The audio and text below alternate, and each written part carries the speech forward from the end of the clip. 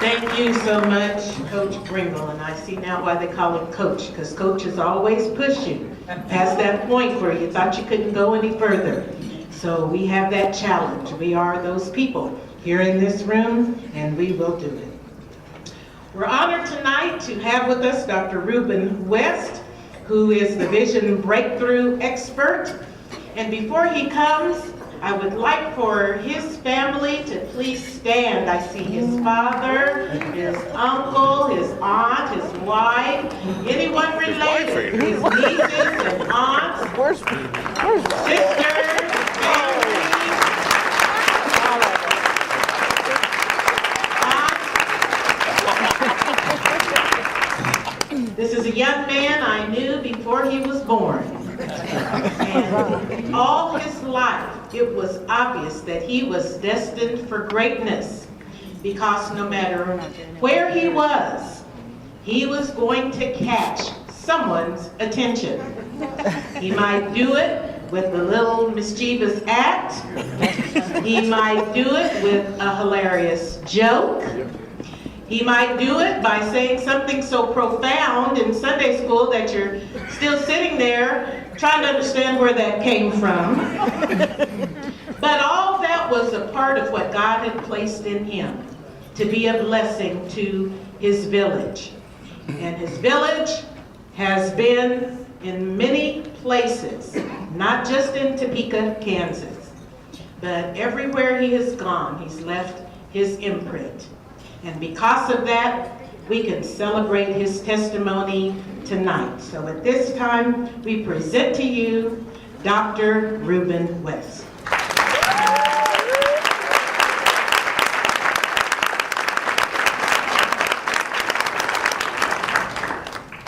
Well, thank you. I'm excited about being here. I want to start this off by saying this. I am amazed because for the most part, we're an entertainment-driven society. If this was a football game or a basketball game, or if this was a concert, I would expect all of these people to be here. But you showed up because you're interested in helping to make a difference.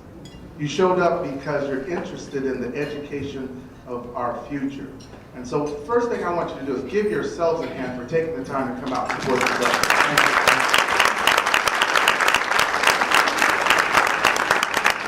Now here's what I want you to do, because I'm excited about this event. I want you to turn to the person on your right and left. I want you to look them in the eye, and I want you to say, we can get there from here. Do that for me right here.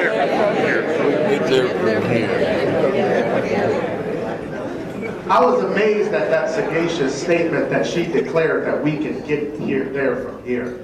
And I wanted to kind of come up with a way that I could really help you understand that. How could you visualize that we could get there from here? And so I was looking through the paper and I was looking through the news, and I came across this story of Diana Nyad. Now, who's heard of Diana Nyad? Raise your hand. Good.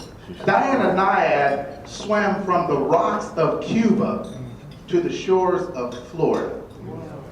I'm going to say that again. From the rocks of Cuba to the shores of Florida. Now, here's what's significant about this. She had tried it 5 times. The first time she tried it was in 1979. She just did it last year at the age of 64.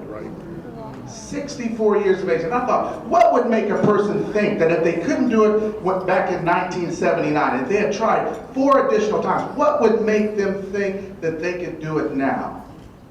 She didn't get any younger. But you know what she changed? She changed her mindset. She had it in her mind that no matter what, there's going to be obstacles, but I believe that we can get there from here. And so as I look at this undertaking of the International Academy, one thing I know is that it takes a vision, but it also takes a visionary, and we have that in Sandra Lassiter. So let's give her a hand again. She is truly a visionary. I just returned from speaking in South Africa. We had a crowd of 5,000 people. And I stood on the stage and I was amazed because the people were hungry for information. They were hungry for education. And one of the things I realized that if we are going to make it in this next coming century and these years that we're going to train these children, we have to teach them something different. I was reading a book, it said, average is over. It's over. right? We're living in an area where the late Peter Drucker called the 3 C's. He said accelerated change, increasing complexity, and multiplying competition. Average is over. See, we're living in an area of what I call creative destruction. And let me see how many of you can relate to this. How many of you can think about a time where technology, the creative technology, eliminated jobs? I remember when I was younger and you wanted to make a long distance phone call, you called a long distance operator, did you not? But technology eliminated those jobs.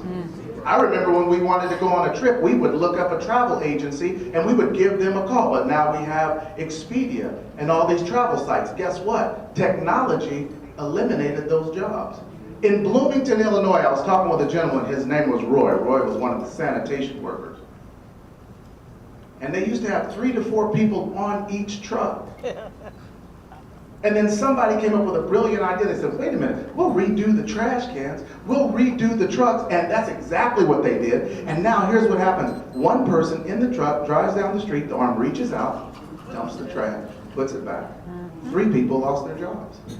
Why am I saying this? Because average is over.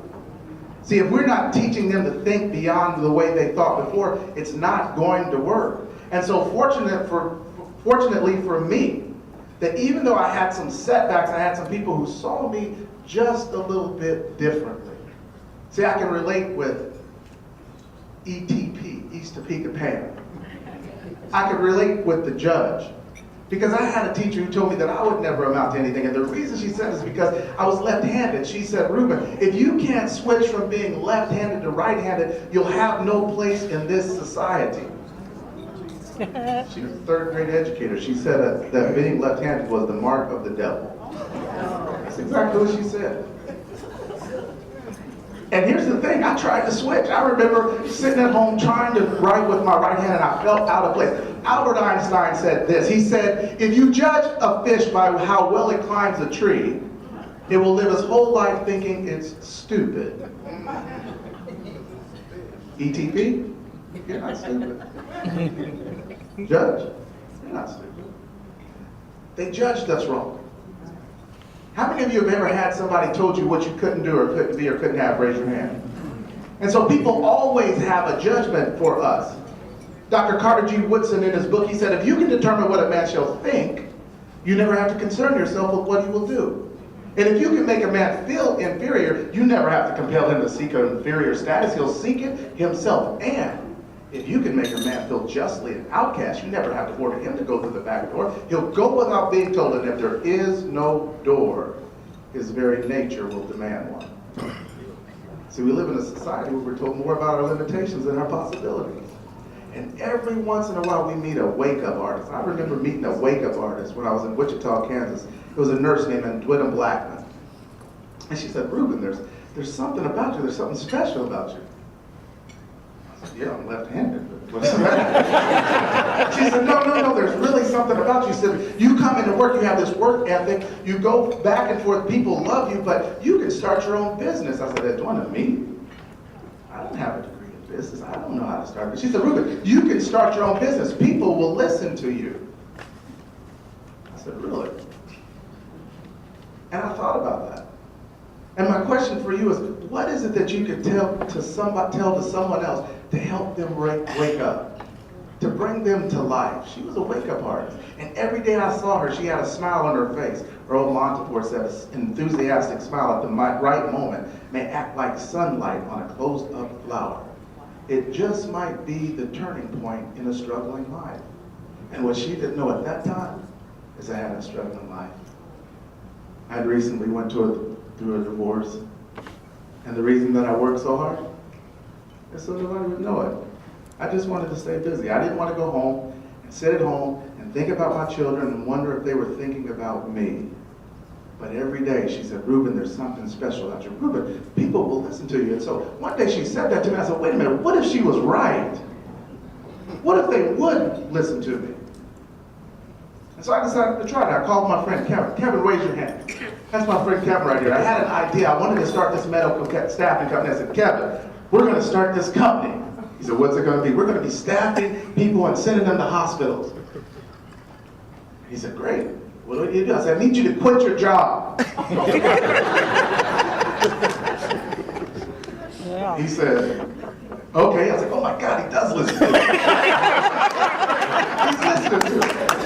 It blew me away. He was going to listen. And we did it. We did. We had an idea. We went with it. But here was the key. It was with our associations. Diana Nyad said when she swam from Cuba to Florida, she had 3 things. Number 1, never stop fighting for what you want. Never stop fighting for what you want. I remember when I went to Bloomington, Illinois, and I was going to start this surgical assistant company there. And I walked in, I didn't know any of the surgeons. I walked into the doctor's lounge and I said, my name is Ruben West. You don't know me, but I'm here to assist you on your surgeries. I'm like, is this guy crazy? And they said, well, we don't do that here. I said, well, I've never been here. I'm here now. And they said, okay. And I handed them my card, and then they all got up and left, and my card was on the chair and on the floor and on the table. And so I picked all the cards up, and guess what? The next day I said, my name is Ruben West, and I'm here to assist you on your cases. And they said, we don't do that. And you know what they said it the next day? And they said it the next day. And they said it the next day. But see, what we have to teach our young people is that success is a process. That plans fail. People quit. There's a reason that there was a Model T Ford. Do you know why? Because Model A didn't work, Model B didn't work, Model C didn't work, Model E, F, G, H, I, J, K, L, M, N, O, P. It was the 20th model. And that became the backbone for the American automobile industry. How many times are you willing to go back again and again and again on something that you believe that you're committed to, and nothing is going to stop you? I went there 28 days straight. It got to the point they'd see me coming around the corner, oh my God, here he comes again. I gotta get away.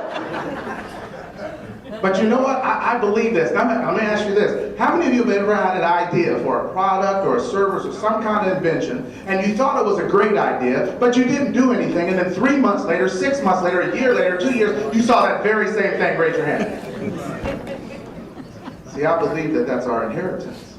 I believe we're given the idea because it's our inheritance. Now, what we want is we want the harvest, and what we're given is the seed. And so if you're going to have it, you're going to have to work for it. Sure. And so for me, I just went back every day. And then one day I was sitting in the lounge. I was acting like I was on my phone so I wouldn't seem like a stalker. And a doctor walked in. It was Dr. Tresker, and he was on the phone. And he was talking to his partner who had just got called to another emergency surgery over at the other hospital. And he said, you're not going to be able to make it? We have this case coming. I'm not going to be able to make it. I heard a saying, bad news is good news for somebody. And I said, okay. So he walked in the locker room. He said, do you guys have anybody that can help me? He said, no, we had 2 people call in sick today. They said, coincidence is God's way of remaining anonymous. He said, but that guy's out there. Why don't you go out there and ask him? And so he pushes the door open. He says, what do you know about general surgery? I said, everything, Doc. I said, but you got a colon, you're going to do a colon resection. Let me tell you about your case. And I told him about the case. I said, but let me tell you about what you want. You like the long right angles, you like the long pions, you want the valve floor retractor, you want your counter set on 35-35, you want the bumpy stirrups. He said, how do you know that? I said, it's my job to know. I'm your assistant. What he didn't know is that what I would do is the surgery cases came up on a case card and had the doctor's preferences on there. And so every day I would pick 3 of them and I would take them home and memorize everything on the card and in the card, believing that tomorrow would be my opportunity to work with one of those 3. And if not, in so many days I'd have every case in the OR memorized. And then whenever the opportunity came, I'd be ready. I had memorized his the night before. And so he asked me, he said, come back to this room, let's do this case. I went back and did the case. And then he said, you're amazing. Do you have any cards? I said, yeah, there's a bunch of them on the floor. See, the question is, how many times are we willing to go back again and again and again and again? It's not going to happen overnight. It's not that type of party. But they told us that we couldn't start our own profession. We created a profession here.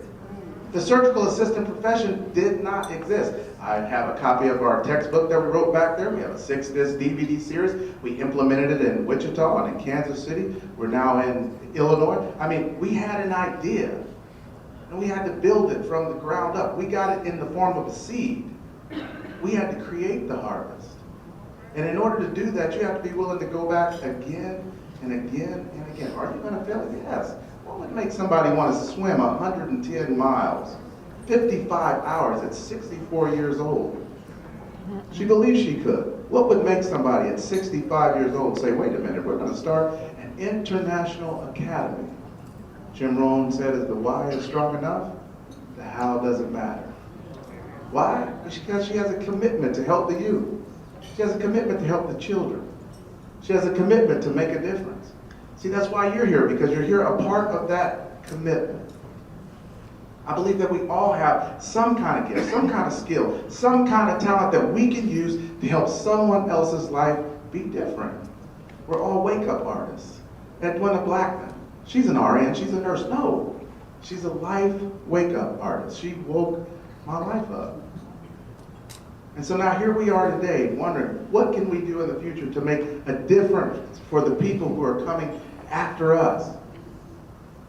The next thing Diana Nyad said is that you're never too old to go after what you want. It's never too late. Cornell University did an interview of some senior citizens at a retirement community, and they asked them, what is it that you regret as you look back at your life now? And you know what they said? We regret the things that we didn't try because we thought they would be too hard. We regret the things that we didn't try because we didn't know how it would work. We didn't have the resources. We didn't have the money. We didn't have the connections. We just didn't know. We regret that, and now they have to take those to their grave.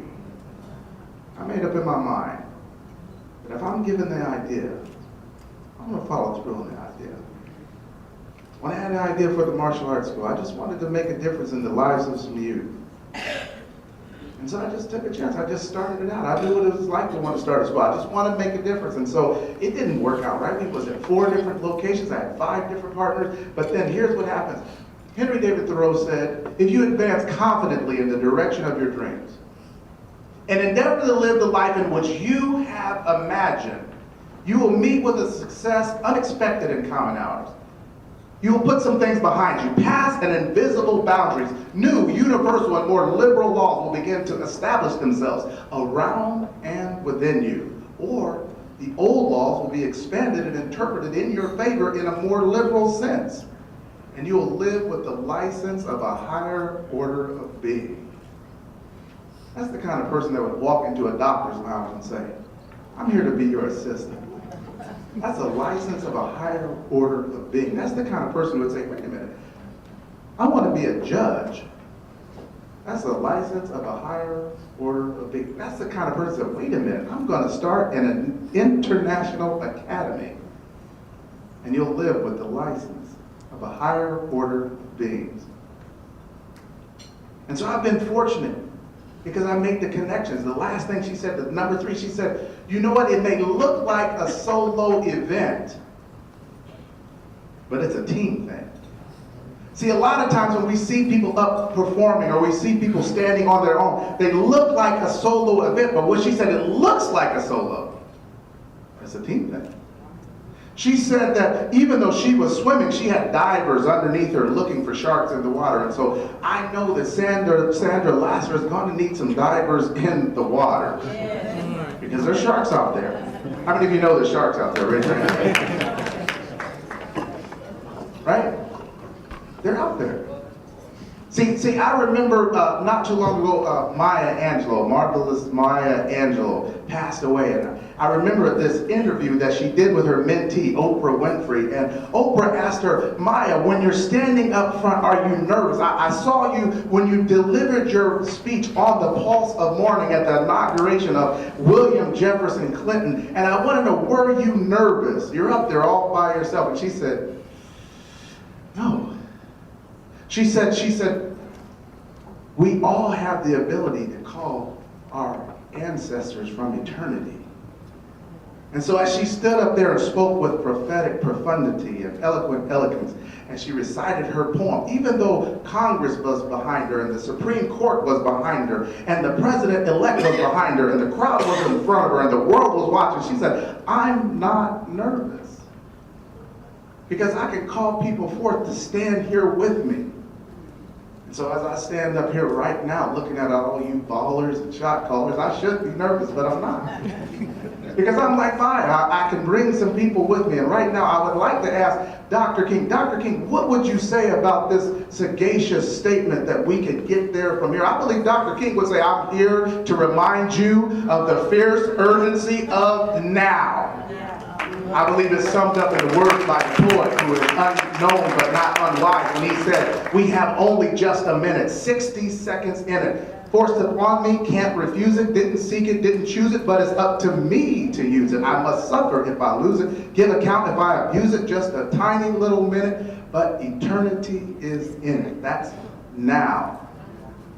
My friend was in the military, he was a paratrooper. He summed it up like this. He said, when they learn to jump, when they learn to get their parachutes, they practice the falls, they practice packing the parachutes, and he said, then they got up over the drop zone. And then the light came on. And he said, now. Everybody say that. Now.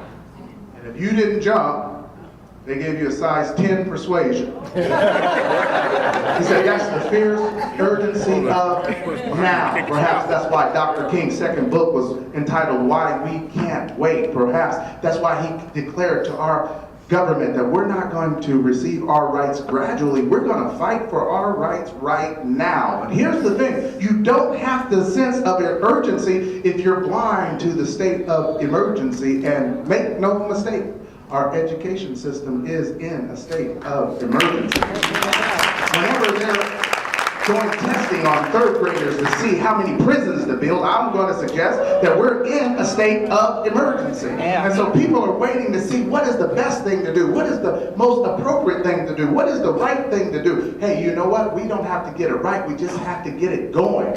General Patton said a good plan executed now is better than a perfect plan executed at some indefinite point in the future. And so we have to take action now. And so here we are today, in this room. We're on the pulse of morning. We have the opportunity to make a difference in the lives of the people who are coming after us, because we know that the youth are 40% of our population, but they're 100% of our future. And so we have to act now. And so there's something that I think that when Diana was standing on that shore in Cuba and she thought, wait a minute, we can get there from here. We just have to get started now. I believe she turned to her team and said these three words. I believe she said, let's do this. Everybody say that. Let's do this. I remember when I called my friend Kevin and I said, Kevin, we got to start this company. I believe we can do it. We may have some difficulties. I think we came together and we said to ourselves, let's do this. I think we're sitting here right now. We have the opportunity to change the way the future of education is done. We have the opportunity to create our own plan. Here's the thing. The great thing about it is every single one of us has something to offer. We have some information. We have some knowledge. Some of us are simply going to come out and we're going to be wake-up artists. We're going to tell people, we believe in you. I think you can do it. I think you're smart enough. I think you're gifted, because here's what happened. We don't have to finish all the whole thing. We just have to get it started. Now, I don't go to the martial arts school much anymore. I come into town every now and then, but Kevin carries that over. My friend Ty Taylor. Ty, raise your hand.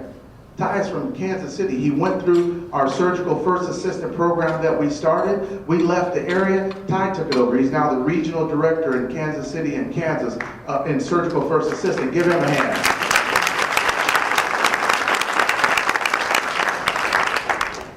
But he said he'll carry the baton. See, we don't know what's going to happen in the future, but we know that if we don't do anything, nothing's going to happen. So we're having our opportunity to get it started now. Some things are going to be difficult. That's the way life is. It's that kind of party.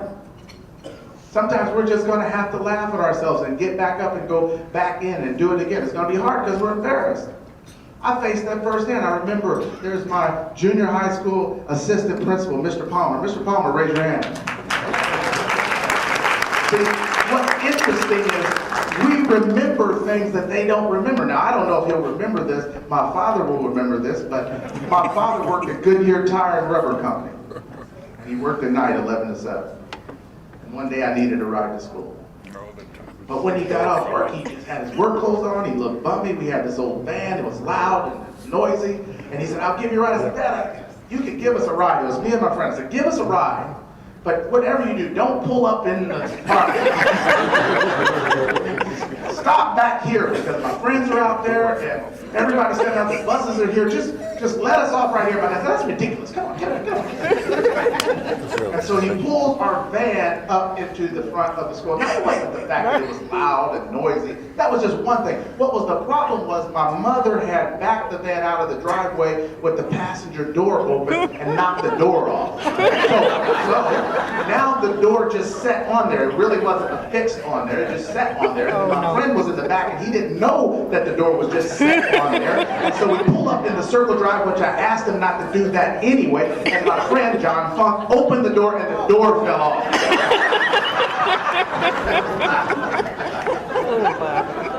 And I said, I can't get out there. I can't go out there. My dad was like, come on, get out. Oh, don't get out of the car. Look what you're wearing. Get out of the car. And everybody, I remember everybody standing out there laughing. I can laugh about it now. I wasn't laughing there. I can't go in there. My friends, Kenny Bailey and Wendell Montgomery and Ron Batts are all standing double over laughing. Mr. Palmer was laughing. He was standing up. He can't remember, but I remember it.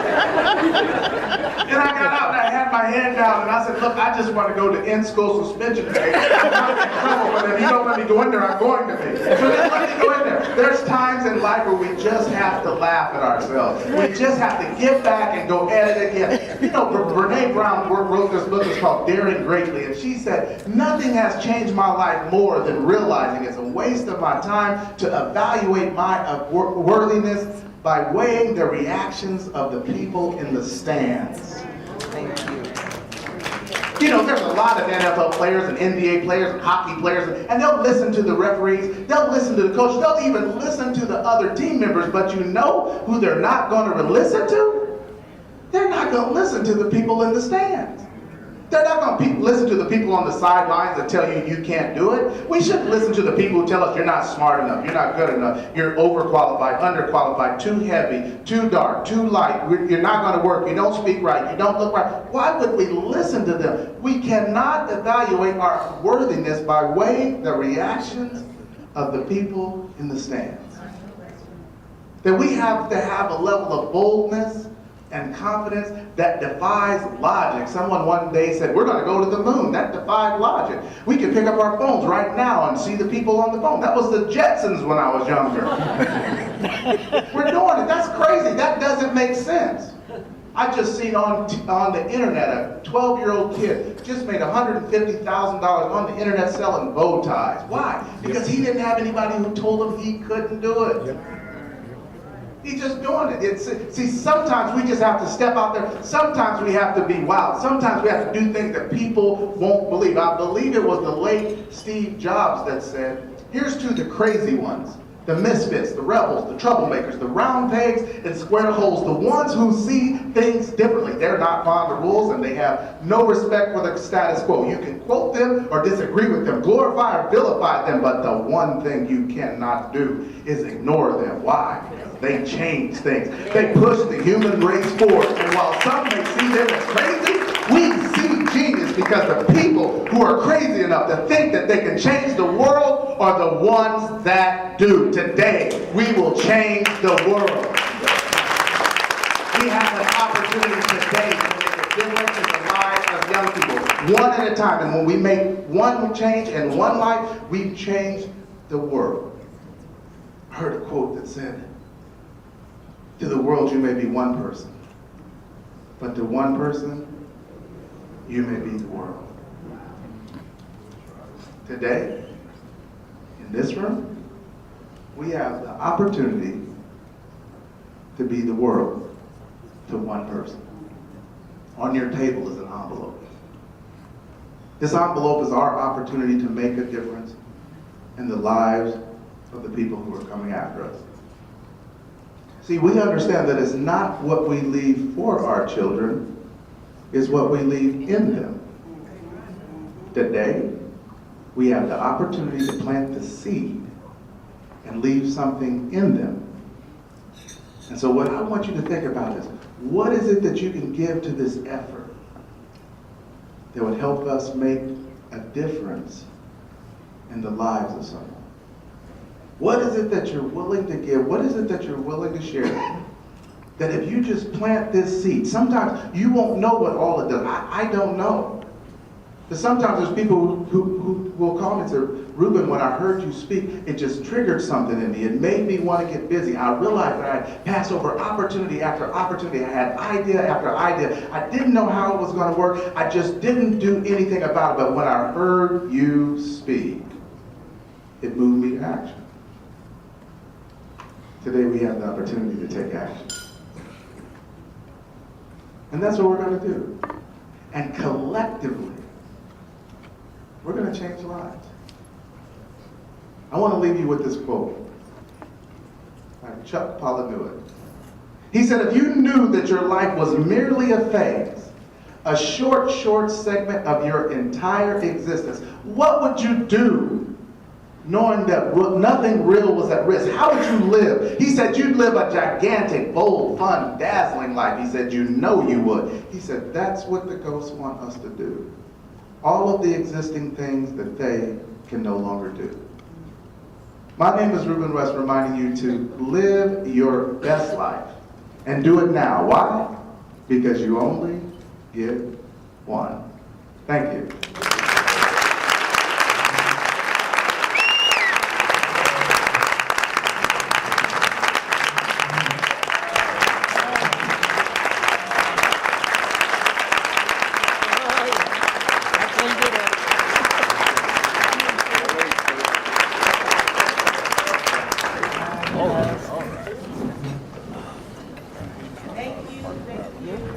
Thank you, Reuben West, for that powerful challenge to live our best life, and not just for ourselves, but for the others that we are destined to touch with our gifts, with our finances, with the things that God has entrusted to us. Reuben has written several books, as he's mentioned. They are on the back table and possibly available for sale today, and if not, information on how you can get those. He is also a motivational speaker, and you can also often download some of his sessions. I think many of them are on YouTube.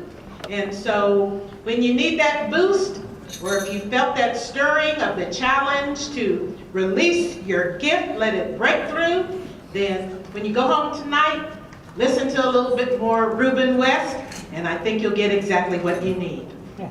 Earlier in the evening, you had the opportunity to recognize those at your own table who represent a part of what it takes to make our village a strong one. And tonight, collectively, we'd also like to acknowledge the professional groups that might be represented here tonight. So, anyone in the medical profession, would you please stand?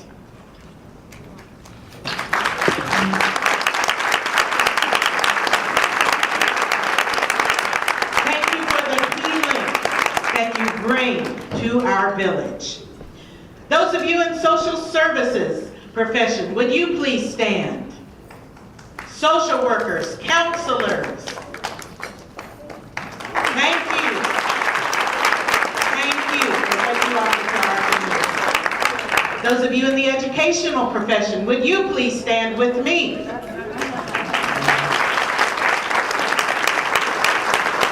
Thank you each so much for sharing knowledge with our children and perpetuating the wealth of intelligence. Those of you in the business community, any facet of it, would you please stand?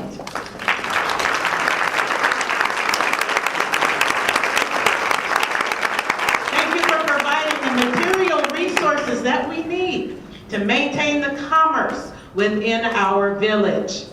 And those of you in the political arena, would you please stand?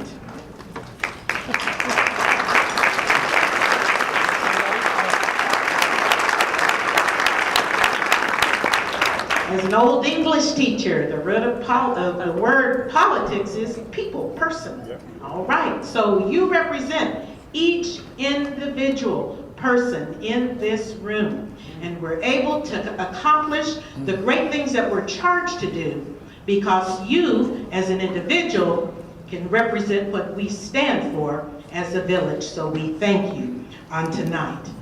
Finally, those of you who provide our spiritual care, would you please stand? Our pastors, our ministers, our evangelists, missionaries, prayer warriors, Bible devotion leaders. We praise God for the great investment that you have made in our spiritual lives. For without you, we may not be able to see clearly the plan of God for our lives. At this time, I would like to acknowledge my pastor and bishop, Bishop Ronald K. Lassiter, who is a great leader within our community, our state, our nation, and even internationally, has reached beyond these waters to extend across our world the message of the love of God, but also the heart of Christ, to give and to support those who are less fortunate than some of us may be within the community. Finally, I want to introduce to you a woman of great honor, my sister, my friend, my mentor. Her name means friend of man, I believe. And this is our own precious, wonderful Sandra K. Lassiter. Will you join me in a standing ovation for this great visionary and welcome her as she comes to the microphone to give her our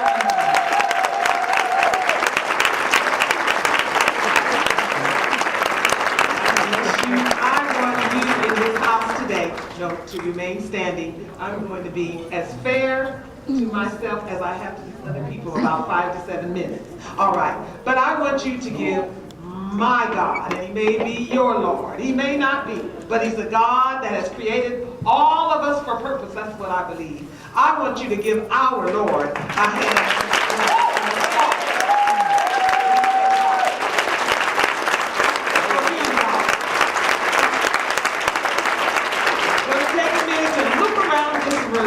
And look at all of God's creation. Aren't you beautiful, unique, and all of that? And isn't it wonderful that one person doesn't look like you all the time, and somebody that looks different? Give that person an applause and say, thank God for you. Thank God for you.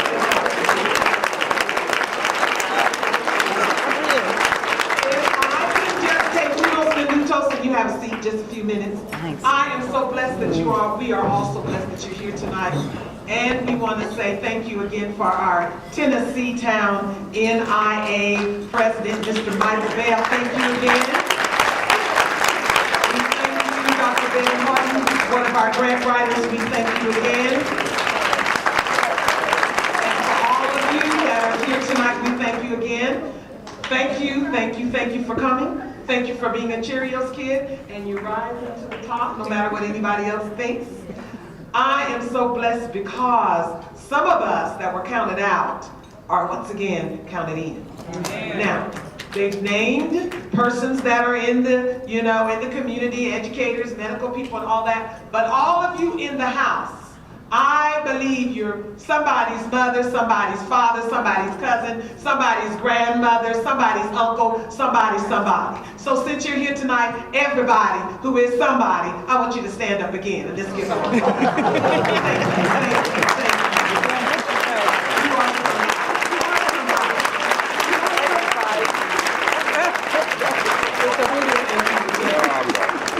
I want you to leave here tonight, and of course you can always leave 50 cents a dollar, 5, 10, 15, 20, 25, 30. You need to know that all this money is going toward an academy. It's not about administration. Forgive me, all of those upper level administrators and business people and CEOs. This money is not going to a person, but it's going to the academy.